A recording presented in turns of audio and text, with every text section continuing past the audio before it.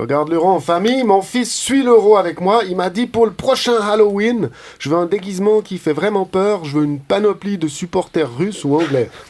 C'est pratique, en plus t'économises sur le t-shirt, ça ressemble à une militante féminine avec un gobelet de bière et des seins plus gros. Beaucoup de travail, en tout cas pour les agents de sécurité des stades qui doivent fouiller au corps les supporters. Oh là là, j'ai fouillé un supporter russe et sous ses habits il y avait un truc dangereux, il y avait un supporter russe. Des hooligans russes ont même fait des problèmes en Allemagne alors qu'ils revenaient de Marseille. La dernière fois qu'on a vu un truc pareil, c'était le nuage de Tchernobyl. 4 supporters français du club de Lille ont été stoppés alors qu'ils descendaient en ville pour chercher l'affrontement avec des supporters anglais. À 4 ! Ils ont pas froid aux yeux, les ch'tis. Mais ils nous rappellent que l'essentiel, c'est de participer. Cette semaine, un mort par balle dans un quartier nord de Marseille. Après les affrontements entre hooligans russes et anglais, ça fait plaisir de voir que tout est de retour à la normale à Marseille. Tous les supporters ne sont pas dangereux. Il y a un supporter britannique, Sou, qui a réussi à dormir pendant tout le match de son équipe. Et un Belge bourré qui s'est endormi à l'hôtel et a carrément oublié d'aller voir le match. Et il y a aussi un Suisse qui s'est endormi pendant le match de la Suisse. Le problème, c'est que c'était Shaqiri.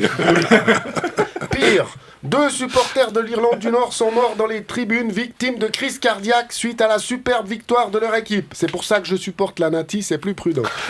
Chez nous, les fans se comportent bien. Enfin, mardi soir, j'ai quand même vu des Portugais qui klaxonnaient en ville après le match nul contre l'Islande. Ils klaxonnaient après un match nul contre l'Islande.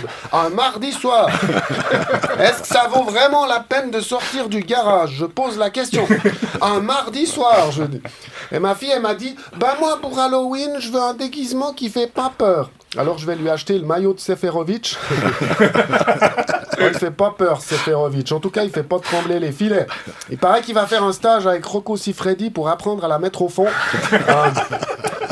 Seferovic, à la fin du match, il échange son maillot avec ses adversaires, les ramasseurs de balles. Shaqiri, lui, refuse d'échanger son maillot à la fin du match. Lui, c'est parce qu'il a peur qu'on voie ses bourrelets. Paul Pogba, le meneur de jeu de l'équipe de France, est au centre d'une polémique à cause qu'il aurait fait un bras d'honneur. Alors, il y a Nicolas Anelka qui a volé à son secours. Enfin, c'est assez bien, Nicolas Anelka comme témoin de moralité. Hein. Plutôt. Il manque plus que Pinocchio. Et puis, Enfin, en tout cas, ces joueurs français, ils font des quenelles, des bras d'honneur, des sextapes, des excès de vitesse. Ils couchent avec des prostituées mineures. Je crois que leur livre de chevet, c'est le code pénal. Le matin, ils l'ouvrent et ils se disent « Qu'est-ce que je pourrais faire aujourd'hui ?» Un joueur turc a été décrié par les médias. Son équipe aurait concédé un but quand, au lieu de défendre, il était en train de se recoiffer. Ça expliquerait les buts que la Suisse a encaissés en amical contre la Belgique. À mon avis, Philippe Sanderos était en train de se couper les ongles de pied. Joachim Löw, le coach de l'équipe d'Allemagne, a été surpris par les caméras, la main dans le slip, en train de se gratter les... Enfin, il a fait une faute de main dans la surface de réparation, quoi. Il s'est pris pour un ramasseur de balles. On ne sait pas s'il a touché le poteau. Non, mais vous avez vu les images du coach allemand, les doigts dans le nez, après la main dans le slip, une fois devant, une fois derrière. Il doit être content, le coach de l'équipe adverse, quand il doit lui serrer la main à la fin du match. Hein. Faut prendre sa lingette. Bref. On avait peur que l'État islamique mette le chaos à l'Euro 2016, mais on est en train de prouver que pour ça, en Europe, on est capable de se débrouiller seul. Vivement la suite de la compétition.